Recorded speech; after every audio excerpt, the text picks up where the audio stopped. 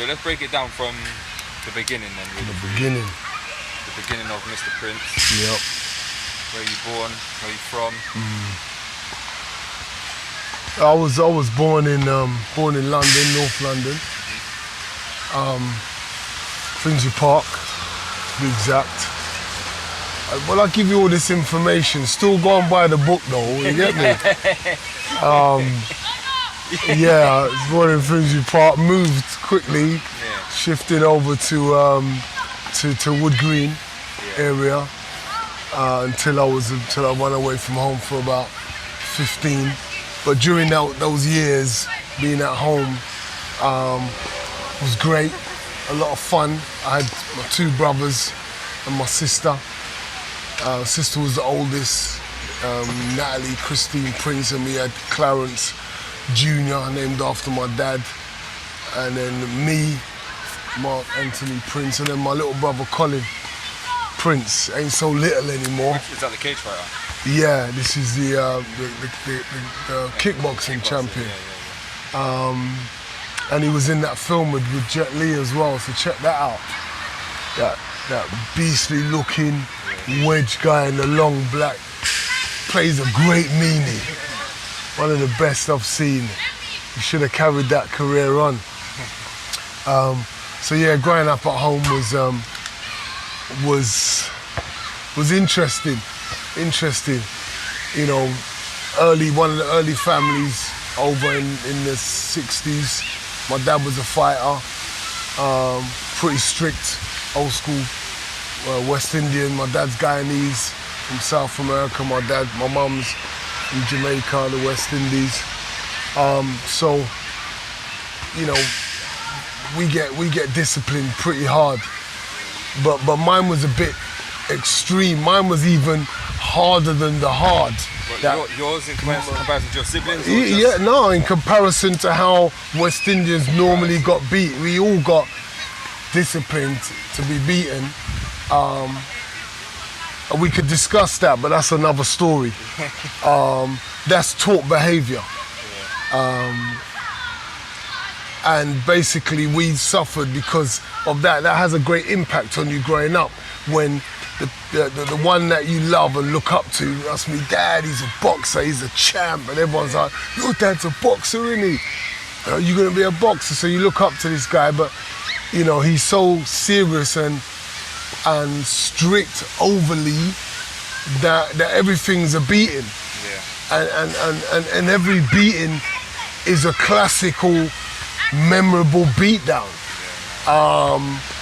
And there's very few that you can't compare to Roots, the movie. Very few. So that, you know, as you can imagine, has a big impact on you growing up. And with my personality, everyone's personality is different. With my personality, it was pretty strong. So I was determined to get out of there. You know, by 13, I was running away. Got caught, social services brought me back home after a couple days, and then boom, get beatings again for running away. But I took it from my mum because I saw how distressed my mum was. And I finally got away at 15 for good. But then you're out on the roads and it's weird how, as good as I was brought up, and as I would never smoke, I would never do, you know, I would never be robbing and doing all these criminal, I would never dream of doing stuff like this. This wasn't me. I was always kept in, and I was made to behave and do what I like, going shopping with my mum and helping her, and I was good around the house. Once you hit the streets and you've got to survive and make your money and you've got to find somewhere to live and stuff like that, you're surprised at the people that you connect with. And I was quite a popular guy at school, probably due to my ability to fight. You get quite popular when you can fight, and back in my days, fighting was a big thing. You know, you could make your name on the streets by being able to fight well. And I was able to do that because my dad trained us to fight, basically. You know, come over this country, there was a lot of NFs, there was a lot of mods, skinheads, and, you know, cars would drive by, oh, niggas, walk. go back to your country. So you had a lot of that. So Dad always made sure that we could defend it. So he taught us, and we had to spar with him and skip and train, and so we were pretty fit, young guys for our age compared to other kids at school. So we done that. And that made us do well in sports, running, whatever, you name it. Any sports we was good at. Might not have been the best, but we was always in the top three at school. And always had this. I knew I had this winning spirit about me because I would just cry if the team, you know, and I'd want to. That's why team sports. That's why I ended up being a boxer, because team sports was not for me. I remember we played this basketball game, and I loved basketball, and I don't like losing. So when they're playing this game, oh, this is a close game, and I need everyone to put in the same 100% that I'm putting in, and they're not, and we lose, and I'm done, and I'm breaking down after this game, man. And you know, you could see the passion for winning in sports. It meant a lot to me, and I want to come first and everything.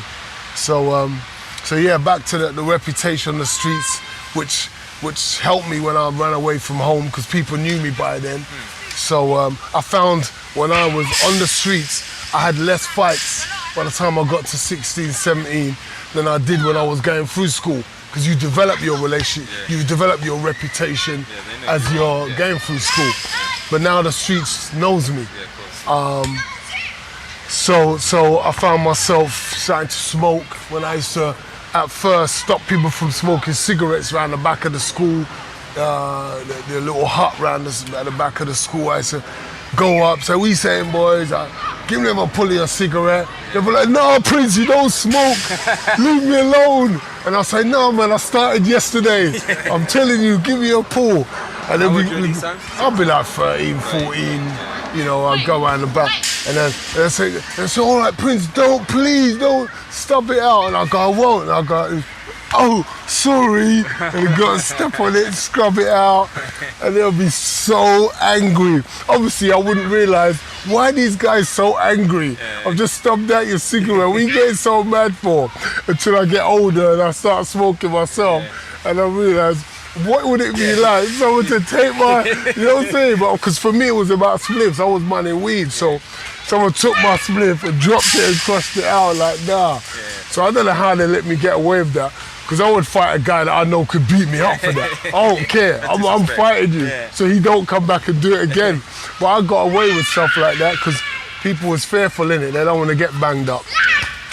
So I do that all the time and get away with it. But then I end up smoking myself, and I suppose I was hurting, you know. And then now you're away from home, no one's telling you anything. You start trying new things, and depending on what circle of friends you got, none of my friends were bad, but they want to get you into what they're doing, you know. So sometimes not that you're considered bad company. Oh, you got really bad friends. It's just that they're going through their own stuff. They're trying out stuff, so they're only going to offer you what they're going through. And it's probably sometimes when you're young, it's not the best things that you're leading your other mates into, but you're not thinking, "Oh, I'm leading you into getting some bad health and bad company." So I just follow what my friends were doing, and they showed me how to smoke. Coughed out my guts, and then carried on. So it's weird how you don't even like it. It's like drinking when you have your first drink. It's nasty. Yeah, but you do. But you carry on drinking, and like when you smoke, you cough out your guts. It's horrible, but then you carry on smoking. So don't make no sense. But I done it, and then once I started, you know, gradually you find yourself smoking more. Because I remember I only used to buy a draw every weekend. Sit down with my brethren and we smoke, and we would laugh. One time I laughed so much I thought I was gonna die. I was like, I wanted to say I'm dying, but I couldn't, because my friends like, I couldn't breathe. So that was fun. When you grow up and you're hurting, and you do something that makes you laugh and makes you forget your pain, it becomes something you become addicted to, because it's like you need that to kind of to deal with some of this pain that you're going through, and that's what's going on with me. It was fun for me. So I suppose a lot of people, young people, there's stuff going on in their life, and they're smoking weed and hanging out with their friends because they think that's fun. So I got caught up in that, and that was my lifestyle at the time, and that went on for another 6 years. Okay. And that went on for me. It's funny how it can lead you to doing stuff that maybe ain't so much fun. Like sucking on a crack pipe, snorting some coke, taking acid tabs. I remember being on acid tabs where I'm like praying, Lord, take me off this trip.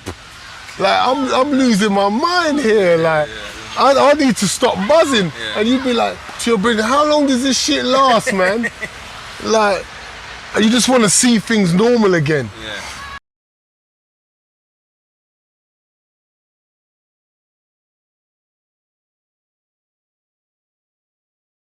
Total 6 years of abuse.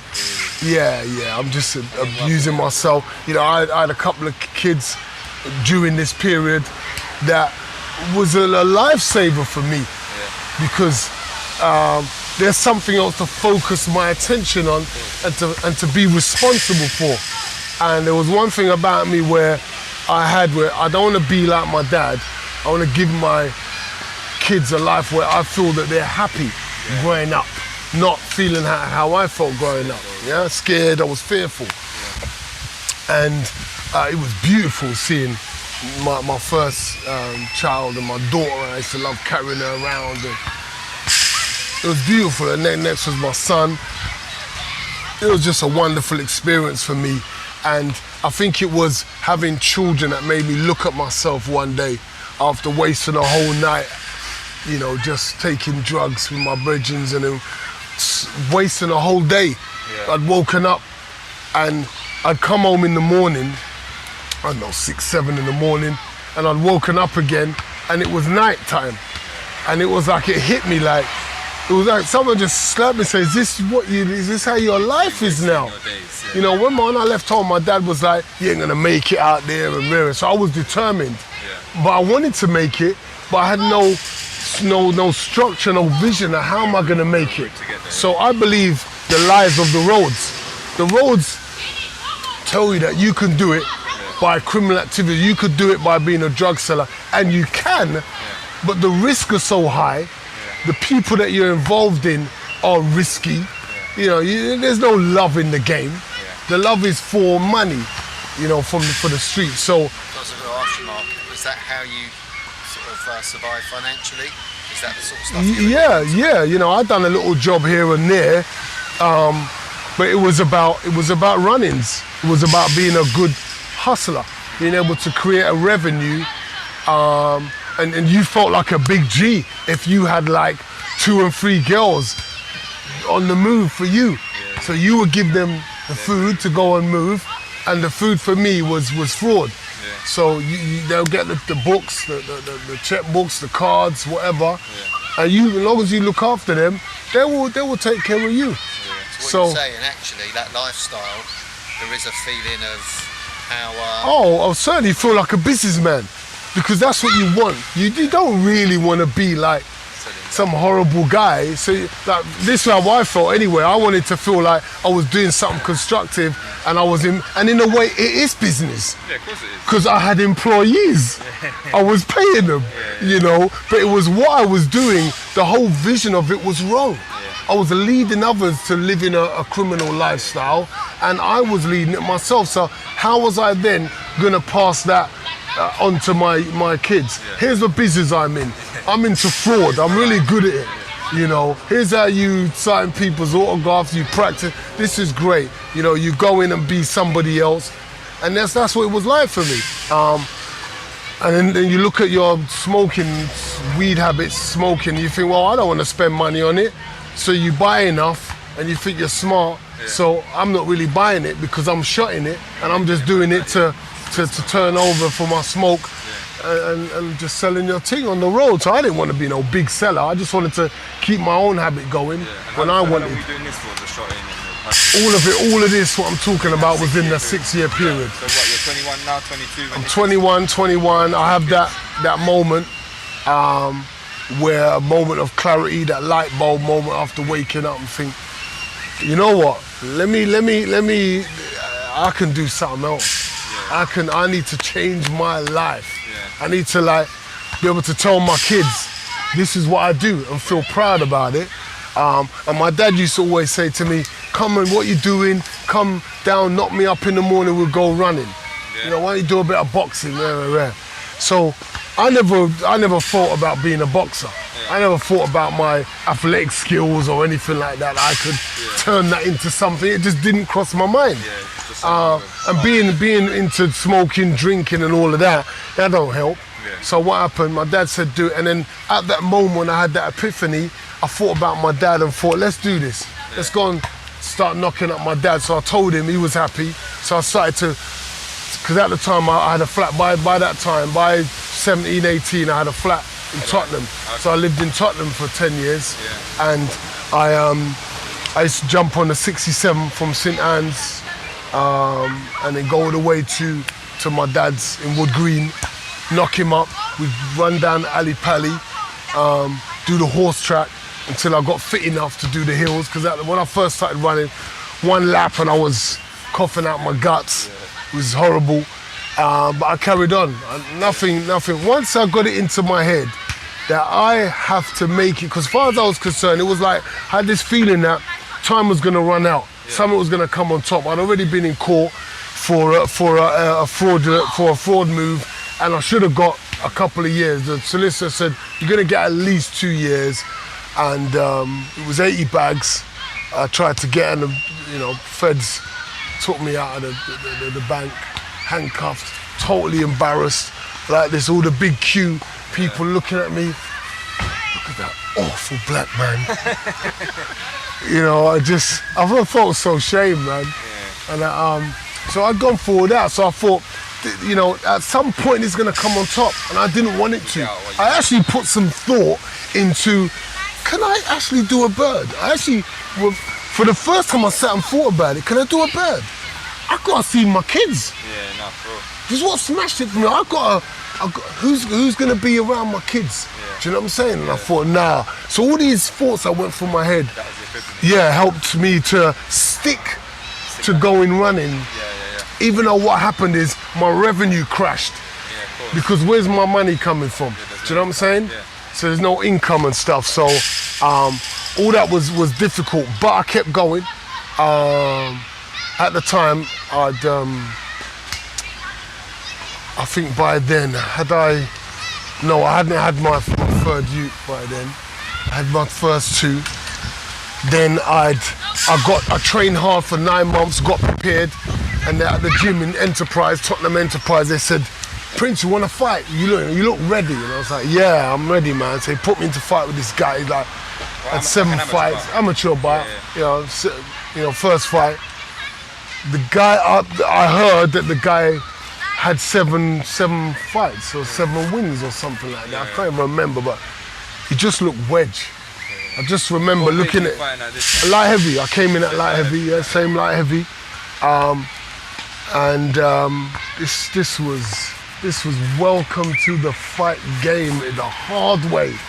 This guy would not stop. He hunted me down like I slapped his mama. He came after me. Did he beat you up? I beat him up, but going backwards. Oh really? Yeah, on the move. Yeah. It was a natural ability I had to box and punch, move while I was punching. Yeah. So while he's chasing me, because he had a very basic style, he was strong and he came after you. But once he got you, he started pummeling hard. So I just kept going. I kept moving this way, that way, punching, on the move, slipping back, bam. And he basically got outboxed. I didn't think I had any power. This was my first bout. But what I learned there was my determination was unbreakable. Like, I had nothing left. And that was my entry into the fight game, and this carried on. But what happened was I realized that, wow, I got some power. Because after that, no one seemed to stay to the end of the round. What, even in amateurs? Even in the amateurs. So I had nine amateur fights. Altogether, just 9. Oh, wow. It was like a fast track. I gave myself a fast track. I started at 21. Everyone said, you're a bit late. Everyone said, maybe you should go into the novices because you've only had 4 fights and you're talking about going into the ABAs. You've only had 4 fights, Prince. Don't do that. That's boxing suicide. So, you know, risk takers, people that believe in themselves, they take risks. And I wanted to find out what I was made of. So I went in, I jumped in the deep end to see if I could swim, went into the ABAs after 4 fights and ended up fighting the Northwest champion who'd won it on the last 4 years in a row, I heard. Yeah, Kenny Nevers, really good fighter, good left hook. And I'll be honest, when I saw him knock out, because you had to fight 3 fights to win the Northwest division in the night, or over the evening. So I got to have my fight, sit down and watch the competition. So I'm watching this guy, and my brother's watching this guy, and we both look at each other like this. No. Just like, oh my days. Because we're having little mind bets, but we're looking at the one guy, looking at the other, saying, okay, he's gonna bang him up. And then every time we say that against Kenny, we're seeing the guy asleep on the floor. Kenny's banged him out. So we're like, my brother looked at me and goes, oh shit, Mark, you're gonna have to meet him. Because you're winning, he's winning, you're gonna meet him in the finals. So my heart is pumping, bro. Because his knockouts scared me. Like I stopped my previous opponent, but not like that. That guy went to sleep. Do you know what I'm saying? And like, so we got in the fight, but my dad gives me a few tips. My dad says, son, I'm watching this guy. We call it a one-handed fighter. If you only can knock out guys and it's always with a left hook, then my dad will consider you a one-handed fighter. So my dad said, go the opposite way to his left hook. Don't go into his left hook, go away from his left hook. So just to encourage those out there who've got their dream and it doesn't go exactly how they want, don't worry about it. You went for it. Failure is a part of the journey for success. So I tasted failure because there was bigger things coming for me. And the failure prepared me to turn professional.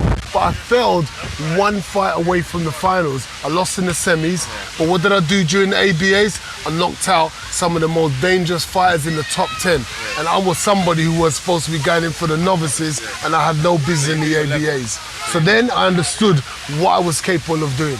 So it allowed me to know myself. Now I had belief. Now it wasn't illusions of grandeur, I was a serious fighter. What, you turned pro from there? Turned pro from there. And then pro, I struck up 18 fights in a row before I got beaten by, some say, one of the best light heavyweights to hold up the belt at the time. In Germany, against Darius Mikuchowski, great fighter. He was 36-0 at the time. I was 18-0 at the time. And he done a number on me in the 8th round. Great fight, great boxing, showed my ability and my skills. And once again, failure led to greater things. Because it built my character. I didn't know what was up ahead for me. Yeah, of course. That fight was for a world title? That was for the world title. I'd already won the WBO Continental, the IBF so you got your Continental, right so my ranking was up there. Those belts are like junior world titles. They get you in the top 20 in the world. Then I was able to get into the top 10 and fight, was a #1 contender for the WBO title. So then you lost that, and then did you get injured in that? Was it an injury in that? No. I had a fight with Kevin Mitchell after that from South London, stopped him in 46 seconds. But that was 14 months after, so that weren't no good training. I needed to get back on the road of fighting. And in between, because you have a little financial problems, things ain't always good for the fighters. It's about creating that revenue to keep going, that's on fights. So if your manager's not getting you regular fights, you ain't getting the income. So I done a little bit of security work, had to take care of one mug outside. Took him down, because I didn't want to bang these guys out. They don't know that I've got world-class ability in my fists. So, you know, probably due to my merciful ways, I ended up hurting my knee. Because in that altercation, because I took him down, held his throat, dropped him, took him down to the floor, but my knee just seemed to pop out the socket. It ripped, and that was the beginning of a 13-year siesta, as they say. So then you didn't have any fights from then? From 2000. Yeah. It happened 2000. It's strange. It happened in May. Yeah. Yeah. Funny month, eh? Yeah, that's what I thought. So from then, Yeah. so there's a big gap between that incident Yeah. and your return to the ring. Yep. What just tell us about in between that. 2000, from 2000 2006, it was just a difficult journey of trying to. You can only imagine that you've come off the streets, you built up your career, now you're somebody, your significance is, there's Mark Prince, champ, the fighter. Now that's stripped off you. Who are you? So I'm on a journey now, I'm on a new journey. Who the frig am I? How do I reinvent myself? What do I do? You understand me? So this is a tough journey for any sportsman who's reached levels, substantial levels in his career. Because I got to deal with, you got pride as well as a fighter. I was dealing with trying to take care of my family, so I'm doing any job that I can get, and I've got certain guys coming up with like a little smirk on their face, like, what? Ain't you Prince? Like that boxer, I seen you, where? Looking around. So what are you doing working in here then? Do you know what I'm saying? Yeah, it's your pride, yeah. And then I'll go into another interview for some job, a computer job. Don't know shit about computers, yeah? I know that, don't worry. But I gotta get a job, do you know what I'm saying? So I go in and I pass all these interviews with all the different hierarchy. Then the last guy that interviews me, he started to say, "Yeah, I know you." But I'm thinking, are you a fan? Do you know me, or are you a hater? Yeah. I know you. Yeah. So I find out later that he ain't a fan. Yeah. 2 weeks later, this brother's calling me in the office. Yeah, we'd like to have a word with you. Listen, you don't fit in here. We're gonna have to release you. What are you talking about? Yeah. You took me on with a training period of about 2 or 3 months. Yeah. You have to pass exams. I've been passing my exams while we've been on it. You give us our grades. Yeah. The only way we don't pass is if we don't hit the grade. Yeah. So what other problem is there? Yeah. Well, I just don't think you fit in there. Shit like that hurts. Yeah, of course. And you resent what's going on in your life. You resent the difficulties you're facing, and you're just trying to pay your bills, trying to pay the mortgage. So I'm trying to make my way, and then I get into doing youth work, and that's a great satisfaction. I can now use what I've formerly been through to help other young people come off this mad road mentality, because I know the road mentality. I've been there. Yeah. So I get to show you the structure and strategy about using what you do have to become someone and not being sold out and be a prisoner to the streets. So this is a career I'm developing now because it's going well. The people that work in the council and the boroughs of seeing that, this guy's really good. Whenever he's about, the young people are listening. So they start giving me more roles to ask me to run a project, blah, blah, blah, and it's all developing sweet. So it looks like, I'm loving this. I'll go and do counselling, I'll go and do youth work, I'll do all these courses, educate myself, everything's go well, and then boom! The same type of mentality of young people that I'm helping with that mindset and that knife culture. I get a phone call and one of those kind of individuals has used the knife on my son at school in Edgware, and that just flips your life upside down on its head.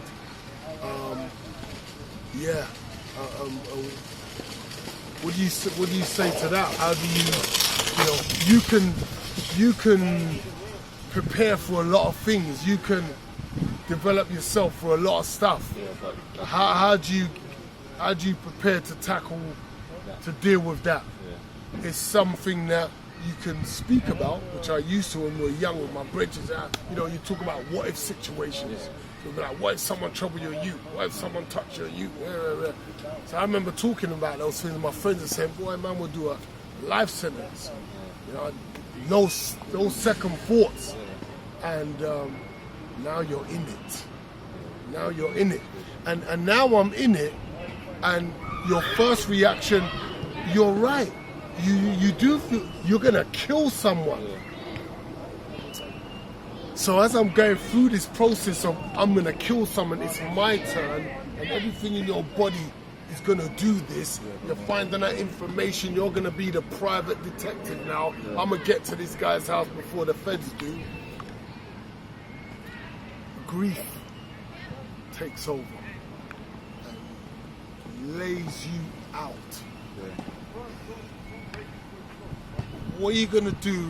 Why are you gonna be focused on this guy when grief's killing you on a daily? You just want to see your son. I'm sniffing my son's clothes out of the wardrobe. I'm just in his. I can't come out of his room. I gotta be there. I gotta sleep there. I gotta. Do you understand me? Like this is pains on levels that nobody knows about unless they've been there. Yeah, the pains that bear itself physically and it's emotional. So I'm going in the hospital getting wired up because I'm feeling pain physically, but it's all based on emotional pain what I'm going through, and the hospital can't help me. Do you understand me? So there's a lot going on here, and then you've got court cases to go through. 1, 2, 3. Only when it was when you was in the house and you be grieving in the house. Because I was doing some crazy stuff. You just look like you were mad, just hobbling around,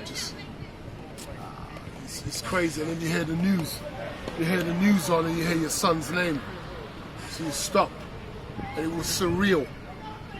You see your son's face on the news, people talking about your son.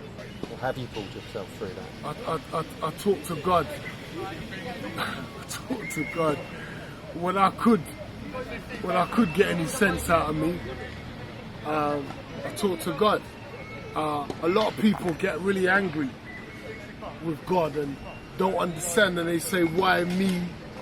And they say, why did you let this happen? And all these whys. But I was different. I was like, why not me? It was going to be someone else. Someone else was going to have their child killed. So why am I saying, why me? Why am I saying, why? Am I that special that it can't be my youth? So now I found myself to the interest of my older brother, who just found it intriguing that I wasn't being. He wanted me to be angry with God. He wanted me to be angry and express it, but I wasn't. For me, I recognize that this world we live in is a mess, and I realize that I'm a part of the mess. I'm a part of the mess that I'm in. So it's how I deal with this mess. And I can't tell you. Only thing I could tell you is the footprints in the sand poem. When the person's saying, where was you when I was going through all of this? Where was you? And they're talking to God. Where was you? And God just said, I was carrying. Those are the footprints that you saw. They were mine. You was in my arms. And I never forgot that. And I knew there was no way I was carrying myself. My mum was scared. My mum wasn't eating. All I was doing was crying. I weren't sleeping. I was a mess. How'd you get through that? And when I see myself in interviews and stuff like that, I'm wondering, how did I even look like that? I was messed up. How did I look? How did I look decent? How do you even look decent when you're going? Yeah, I could tell that I was going through stuff, and I don't look like how I do now. Because there's a way I look. There's something that happens to parents who go through this. There's a look. There's something missing. It's in the eyes. But I was able to communicate. I was able to get on with what I needed to do. And I found myself going back to smoking. and having a drink because you're just numb. So the smoking weren't even doing me nothing. The drinking weren't even doing me nothing. I was numb anyway. But it was like I thought I had to do something to try and deal with this. So I was doing that while I was going through the stress and the pain. So what was it that made you start the charity? I just felt that there's got to be something. It can't. My son, I was talking to God and saying, I know you don't just let stuff happen in my life like this for nothing. There's something here. What do I need to do?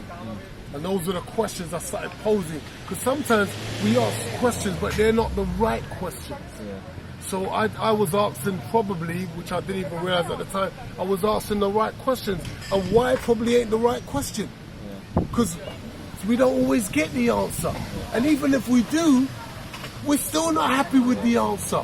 So when you're asking questions that is not going to make you feel satisfied, you're never going to be happy whatever answer you get. My son ain't here. He's dead. I'm not going to see him again. So don't freaking matter what you told me why. It don't make me feel no better. It's about what you need to do now, how you need to respond to this, and that's all I know. That's what I do in the ring. You bang me, I'm dizzy.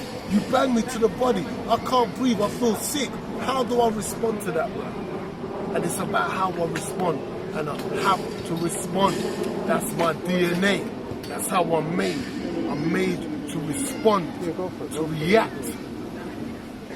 The only way I know to react is the positive way. So I react positive. You hurt me, I'm gonna pretend that you never. Take my you. I've got to find some new way. So I asked the Creator, he gave me the strength. So I said, let's start something. Maybe I could come away from helping the youths the systems way, and I can help them the way I see is right. Because I realized that loving the youths, showing them that you care for them, that's the way how things are done. So I helped the youths, and that's what I thought. Maybe if we help these youths, give them what we gave to Kiyan, we could have more Kiyans. Maybe if we cared about these, maybe some of these youths don't have the care that Kiyan had. They don't have the knowledge and advice that Kiyan got. Come, let me give it to them. So that's where the ideas of the Kiyan Prince Foundation was born out of, just showing these youths father figure, just being there for the young ladies, because I realized that young girls are as messed up as the young boys. So let's give them something. So that's how it was all born. I didn't have all the answers. I didn't have all the answers. I just said to God, okay, let's do this. I'm gonna put a step forward, and then you gotta help me. Because I even asked him to counsel me. People were telling me to go to a counselor. You know, I had certain church pastors saying, go to a counselor. And I was saying, I've got a counselor. And I was like, oh, who you going to? I said, God. And they were like, yeah, I know what you're saying, Prince. I know what you're saying. You know, that's really good that you believe in this. That's really good. And you're doing the right thing. But you need someone. You've got him, I've got him. And I was just trying to let him know that, bruv, someone tangible is just as good for me as my Father in heaven, because to me, he is tangible. I can show you the impact that he's having on me, just like I could show you the impact a counselor's structured way of talking to me would have on me. And I said to God, I don't know how to speak. I don't know what to say. You're going to have to teach me. You have to show me how this is done. And from then till now, I'm a different speaker. I've developed over time. Do you know what I'm saying? And I've been able to understand my crowd and who's there. Grown-ups, teachers, parents, professionals, children, you know what I'm saying? Street youths. Youths that might not be so roady, but still need guidance and help. And I've been given and grown and learnt these skills along the way by just throwing myself in and learning every time and failing. If you take a look back and look at the roads and the bridges and it's amazing what the humans can do. But that's our mind. So this is in every young person. We just got to bring them up in this way, and I don't believe society does this. I don't believe we do this in our school system. So if they don't do this in our school system, what system do we have? So I don't believe in the school system because it's bringing out, here's the results. If a manager can't get his team to win, then it's down to the manager. So we got to get a system that works, that produces a winning formula. Our school system doesn't have a winning formula. It's a system that puts everyone in boxes. It's not a winning formula. So let's get a formula that wins. It's a win-win for the child. Yeah. So this child grows up thinking, I am awesome. And I value me so much, I could never be putting you down. And I could never threaten to take your life because I value my life. Yeah. And most young people, if you realize when you get into them, when they get caught with knives and look into their life, they don't feel like they're going to be great businessmen and leaders in this world. They're not going to get that from them. Because that's not how they feel. They don't value themselves and see this great future for themselves. And that's connected to their actions. Why do they act this way? Why do they do that?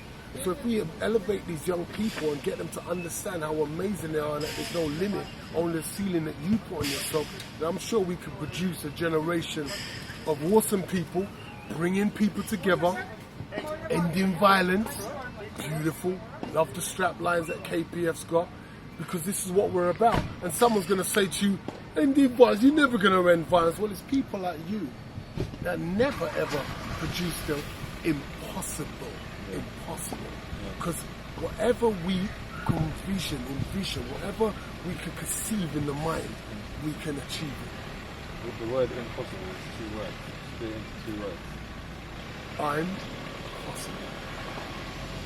Love it. From the charity it started, the kind of the lessons that you're teaching to the kids and stuff. I saw there was a video on Facebook that you put out when you were at Kiyan's grave. Went a bit viral and a bit crazy. Tell me a little bit about that. I went down there. I can't remember his birthday. It was anniversary. And I just felt this vibe, like, you know what? People need to hear. Let me give a message. Let me talk to the youths on the roads. Let me talk to people about this and how I'm feeling. Yeah. And it just poured out. It was spontaneous. Mm-hmm. Nothing planned or anything? No. I just said, you know what? I need to talk to people and let them know the reality of this. Yeah. I didn't think about the impact that it was going to have. Obviously, you want people to hear. Yeah. So you want people to see it. We don't think about the impact. You just think, let me just get it out. So that's what I've done. I got it out. I told them how real this is. I let them see Kiyan's grave. And it seemed like that was a mark day. That was like a pivotal moment. Yeah, it really was. Yeah, that's what I thought anyway. I saw when that happened, things were just kind of. I don't know what it done to me in my head as well, because it's almost like it affected the business and my vision for KPF. It's almost like I looked at it, and the reason why I like going to my son's grave, because I feel like I get inspiration when I go down there. So the inspiration was, okay, Dad, what are you doing with the business? You need to take this to another level. The vision was that you were going to be a charity that was going to stand out in terms of outcomes and influence. You were going to stand out and have such a big impact on young people's lives. You were going to create a system that was going to allow yourself to have many other people running this. You can't run this on your own. What you're doing here is great, but to take it to another level in business, you need a team to be running this. So a great team, you can't be on your own doing this, man. You know, anyone in business, you can't do this on your own. So you got to have a great team backing you. You got to have a great team staff that's actually training the young people as well. And this is what this all set off. The video set all of this off, and it's slowly but surely everything's just been putting itself in this place, almost like a jigsaw puzzle being. You're just watching it. You're seeing the picture coming together. So that the website's being renewed. Everyone's role. It seems like everyone's just on point. They know where they're at. They know what they're working towards. Everyone's clear about the vision for KPF and the targets and the goals and the action plan, when this should be going by. You know, it's just about getting the funding. Now we've got the budget plan. We want people to give. You know, we've got the whole understanding of what they're going to be giving towards, where their money's going to. It seems like everything's more structured and it's looking up. It's like Everything. I feel powerful. I feel calm. I feel at peace. I feel like I have a greater understanding of every step I take, and I'm even watching my time. People might be noticing they don't see Instagram, they don't see me posting on Facebook, because it's like I'm so deeply entrenched in building this business that you'll see me resurface, but it won't be before Kiyan Prince Foundation's got everything set up properly in place. So what are the next, let's say next year, what's the plan then? Well, by next year, we've got to have the gym.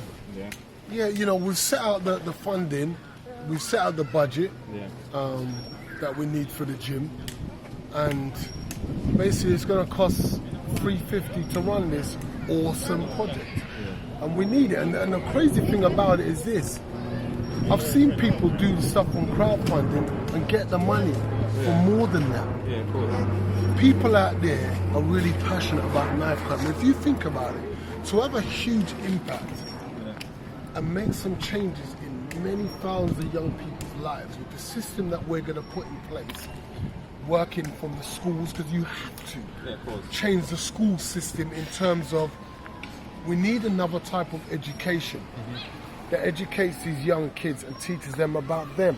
How do they navigate their self? It's all great you teaching the English and maths. How do I utilize that, what I've got now, with my character and the other skills that I have, my social skills and all these other areas? How do I do that and become this great individual that I dream that I can be?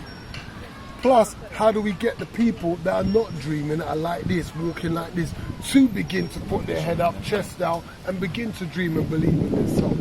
So all these different types of young people we're impacting when we get to go into schools. We first do the talks. We then get these young people who want to connect themselves to KPF, come into this awesome gym that we've got. But we've got this great part of the kitchen, because part of what you put in you, food, impacts your mind. So we want to help the way you think and the way you act by the way you eat. So we're dealing with the body, and we're dealing with the mind, and we're dealing with the heart. So in all these areas, if we get these premises, the impact we're going to have is greater than other impacts. And then what we do, we'll join up other forces. Because what we want to do is build communities. And help bringing people together means that we set the example. So we bring this organization on board. We don't need to create the wheel. We bring you on board. You're going to offer the young people this. So we got a program for you, and these awesome organizations are going to help you and deliver this program to you. We bring somebody else. So we've got this great cohesion of individuals that are all on the same page, trying to make a better community than they had before. Just through this place, and through that one building, you can build on that. Kentucky Fried Chicken and McDonald's had one joint when they started. They had one joint, and then it got big. Okay, so that's all I'm saying. We don't know how big this thing can go, but because I ain't put a ceiling and said, oh, it can only go this far, or I can't do that, I don't have no ceiling, because there's no limits. So let's let this thing go down. Let's let it happen. The people need to support what we're doing. The new website's going to break it down neatly, so they know what time it is. Yeah, the new website's going to smash it. So I'm looking forward to the support from all the community in the vision of what we're doing, bringing people together. I'm looking forward to seeing these young lives just changed and having these great do's where we can show these young people speaking from the community, saying this is what this program's done for us. It's changed our life. Last thing before we end up, yes, sir. There's a book coming out, I hear. Oh yeah. Who's writing that one? Paul Zanon. The man himself. The man. Yeah. Sportsman. When are we looking? When's that? Firstly, I have a goal of selling 1 million. Help me reach this goal, please. I need 1 million copies sold. Yeah. I want 1 million people's lives to be impacted by this book. Why? Because I believe that this life that I've lived. See, this is just a synopsis. What we've done today is a synopsis. The book's going to go deeper. It's an overcoming life, and people throughout everyone's lives, we've got stuff to overcome. So, how can this book not go out to as many people as it can? Buy the book, tell your friends, buy it as a gift for people. When is it Get looking the to, book, when man. is it going to be released? Spring. Spring, yeah? Yeah. Wicked. So, Yeah. Madam Mark, thank you so much for your time, man. No As doubt, always. no doubt.